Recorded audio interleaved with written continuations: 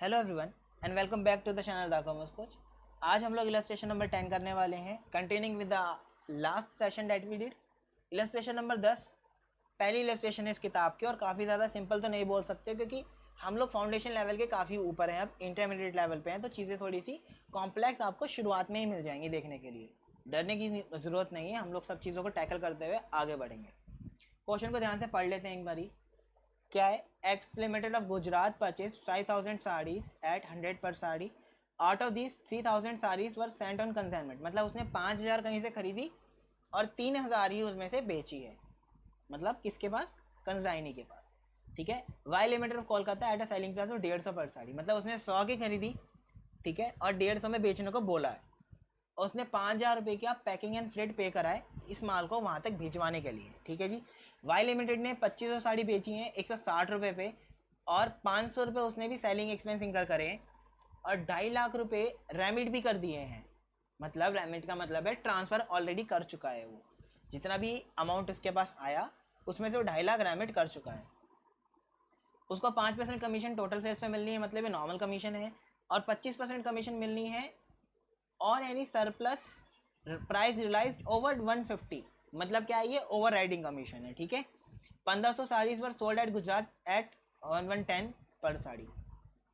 अब क्या है यहाँ पे कि 2500 साड़ियाँ जो थी वो उसने बेची 160 पर साड़ी के ऊपर। ठीक है, वो तो अलग हिसाब किताब है हमारा, और यहाँ पे गुजरात की भी बात उसने दी है कि 110 पे उसने बेची है sari. Owing to fall in market price, the value of stock of sari in hand is to be reduced by 5%। इस बात का मतलब आप समझ लेना कि वैल्यूएशन ऑफ स्टॉक जो आपने शुरुआत में सीखा था ना, याद करो कंजर्वेटिव या प्रूडेंस कॉन्सेप्ट में, कि हम लोग मार्केट प्राइस या cost which ever is lower के ऊपर स्टॉक को दिखाते हैं। होपफुली आपको याद हो, तो हम लोग उसी को फॉलो करेंगे। तो अगर मार्केट प्राइस फॉल हो गया है तो हम लोग 5% से अपनी स्टॉक की वैल्यू भी क्या करेंगे? वैल्यूएशन करते समय कम कर देंगे। आपको कंसाइनमेंट अकाउंट बनाना है और वाई लिमिटेड अकाउंट बनाना है, मतलब कंसाइनमेंट और कंसाइनी। और ये काम हम लोग किसकी बुक्स में कर रहे हैं? ये हम लोग बुक्स में कर रहे हैं काम एक्स लिमिटेड की, ये बात याद रखना। एक्स लिमिटेड 2 अकाउंट बनाएगा, एक कंसाइनमेंट अकाउंट और एक वाई लिमिटेड अकाउंट। 2 अकाउंट बनाएगा एक्स लिमिटेड। ठीक है, चलें। देखो ये कंसाइनमेंट अकाउंट है। अब इसको मैं चाहूँगा कि आप एक बार खुद भी करेंगे जब मैं समझा दूंगा क्वेश्चन को। ठीक है, खुद से प्रिपेयर करने की बात ही अलग होती है, इसलिए अब ये अकाउंट स्टार्ट कहाँ से होगा? तो देखें, ये अकाउंट जो स्टार्ट होगा, मैं रेड ले लेता हूँ colour so that it will be more visible. Orange है बट कोई नहीं। देखो, गुड्स एंड कंसाइनमेंट से स्टार्ट होगा ये। आप याद करो जनरल एंट्री सबसे पहले यही थी, तो आप यहाँ पे वो अमाउंट लिखोगे कि आपने माल भेजा कितने का, कॉस्ट पे। ओके, कॉस्ट पे, क्योंकि ये कॉस्ट वाला केस चल रहा है। एक और होता है ओवर द कॉस्ट प्राइस, वो हम लोग आगे पढ़ेंगे। अभी कॉस्ट वाला केस चल रहा है, इसलिए आप लोग कॉस्ट पे लिखेंगे गुड्स एंड ऑन कंसाइनमेंट। तो क्वेश्चन में हम लोगों को दिया हुआ है कि 5000 खरीदी 300 100 रुपये के हिसाब से, बट 3000 ही भेजी हैं। ठीक है जी, लेकिन आपको कॉस्ट पे लिखना है। कहीं आप ये मत लिख देना 3000 मल्टीप्लाई बाय 150, नहीं, ये रॉन्ग हो जाएगा। आपको कॉस्ट पे लिखना है क्योंकि आपको प्रॉफिट निकालना है। ओके, चलें। 300 मल्टीप्लाई बाय 100, 3 लाख रुपए का माल आपने भेजा है। ठीक है, उसके बाद आपने इस 3 लाख के माल को भेजने पे खर्चा कितना करा? सर खर्चे को ऐड क्यों करते हैं, ये लॉजिक मैं आपको समझाता हूँ। जैसे ए ने माल भेजा बी के पास, तो माल की कॉस्ट जो थी वो मान लो कितने, 3 लाख रुपए थी। जब उसने भेजा उसको तो उसके ऊपर 5000 और लगाए। तो आप मुझे बताओ क्या ये 5000 रुपये जुड़ने चाहिए? नहीं, आंसर इज यस। अब वो 3 लाख का थोड़ी ना रहा, 3 लाख 5000 का माल हो गया, इसलिए इसको जोड़ते हैं, डेबिट करते हैं। ओके, तो डेबिट हो गया यहाँ पे to bank account paying freight 5000। ये दो एंट्री आपको समझ में आई? आंसर इज यस, बहुत ही इजीली समझ में आ गई। इसके बाद आप आ जाओ सेल के ऊपर कि वाई ने सेल कितनी करी। ये डेबिट के बाकी आइटम्स में अभी आपको समझाता हूँ, पहले मैं सेल पे आ जाता हूँ। जो जो हम लोग इजीली डाल सकते हैं पहले उसको डाल देते हैं। तो वाई ने 2500 भेजी 160 के ऊपर, तो सीधा सीधा आप इसको ऐसे ही लिख देना कि सर 2500 साड़ियाँ भेजी हैं 160 के ऊपर, तो सर 4 लाख रुपये तो सीधा सीधा लिख देंगे। इसके बाद जो इसने खर्चा इंकर करा है इसको बेचने के लिए 500 रुपये, वो भी तो डेबिट होना चाहिए। Sir answer is yes. तो हम लोग वाई लिमिटेड को कंसाइनी अकाउंट को बेसिकली क्या करेंगे? डेबिट करेंगे सेलिंग एक्सपेंस 500 रुपये। अभी कमीशन छोड़ दो, कमीशन हमें काउंट करनी पड़ेगी क्योंकि, तो अभी तक आपने क्या क्या डाला कि गुड्स मैंने भेजा कितना था? सबसे पहले मैं वो डालूंगा कॉस्ट के ऊपर। ओके, उसके ऊपर खर्चा मेरा अपना ओन, फिर कंसाइनी का खर्चा, दोनों खर्चे मैंने डाल दिए और मैंने सेल्स डाल दी। अब मेरे पास बचा है स्टॉक मुझे डालना है, कमीशन मुझे डालनी है, प्रॉफिट या लॉस निकालना हो तो ऑटोमेटिक ही निकलेगा।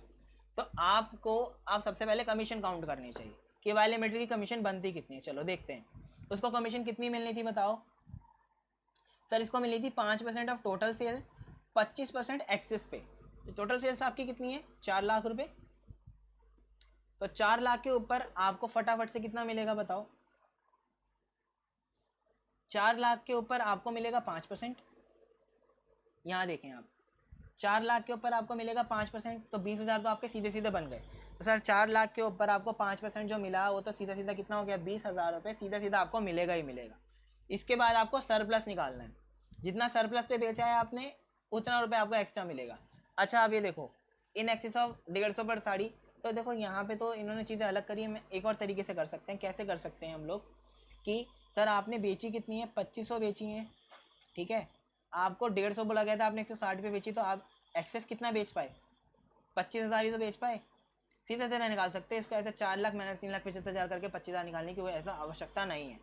इसका 25% निकालेंगे तो हमारा बैठेगा 6,250 रुपये, तो 26,250 रुपये की हमारी कमीशन आ गई।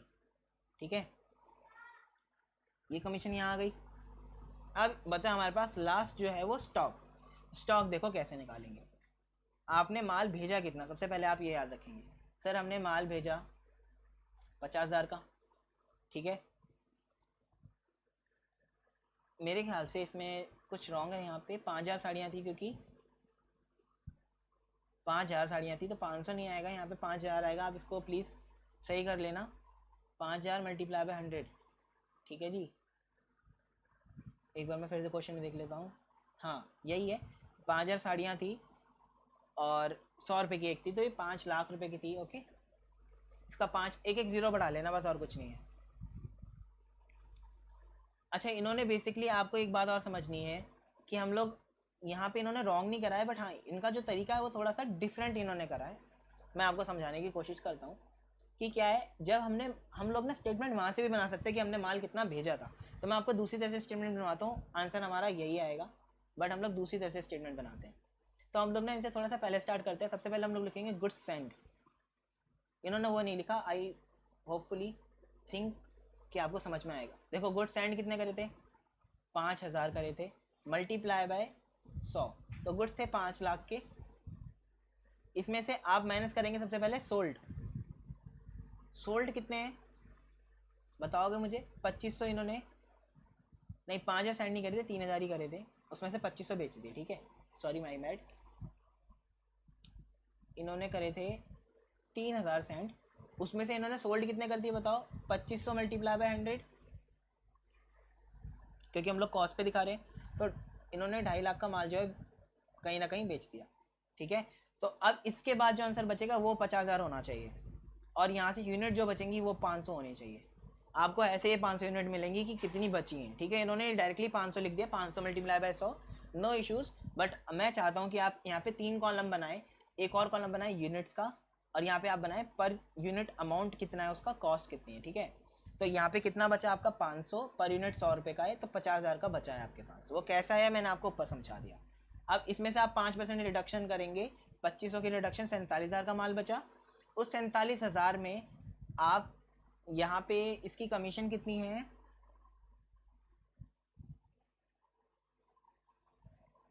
5% ऑफ टोटल सेल्स जो इसकी कमीशन थी, उसमें से भी आप यहाँ पे लेस कर देंगे इसकी कमीशन को। फिर 45,125 रुपये का जो है माल बच गया आपके पास एज अ क्लोजिंग स्टॉक, ठीक है।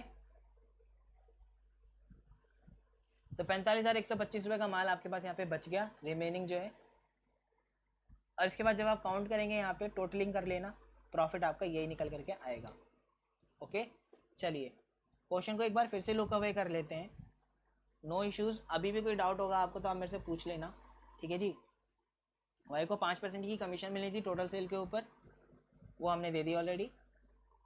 आपको वैल्यूएशन ऑफ क्लोजिंग स्टॉक समझ में आया। ये 5% हमने निकाला किसके ऊपर है, अगर मैं पूछूं आपसे तो आप मुझे बता सकते हैं क्या कि हमने 5% किसके ऊपर निकाला है। देखो चैट ओपन रहती है आपके लिए, आप रिस्पॉन्ड कर सकते हो। सर ऑब्वियस सी बात है, ये 5% हमने इसी के ऊपर निकाला होगा, ठीक है। सर ये हम लोग रिमेनिंग जो इसकी कमीशन है 5% की लेस क्यों कर रहे हैं? बहुत बच्चों का डाउट ये भी होता है, अगर मेरे से कोई पूछे तो मैं उसका आंसर यही करना चाहूँगा कि देखो उसको कमीशन किसके ऊपर मिलनी थी? सर टोटल सेल्स के ऊपर, राइट? टोटल सेल्स के ऊपर उसको कमीशन मिलनी थी। उसने टोटल सेल कितनी करी है? 4 लाख की, लेकिन 2500 यूनिट तो बेची है ना उसने। तो जो 500 यूनिट बची हैं उसके ऊपर भी इन फ्यूचर वो कमीशन लेगा कि नहीं लेगा? Answer is yes, in future तो लेगा ही। तो वाई को हम लोग इस यूनिट के ऊपर भी तो कमीशन देंगे। 2500 यूनिट के ऊपर आपने उसको कमीशन दे दी है, 500 जो बची है उसके ऊपर भी आप उसको कमीशन देंगे एज इन फ्यूचर।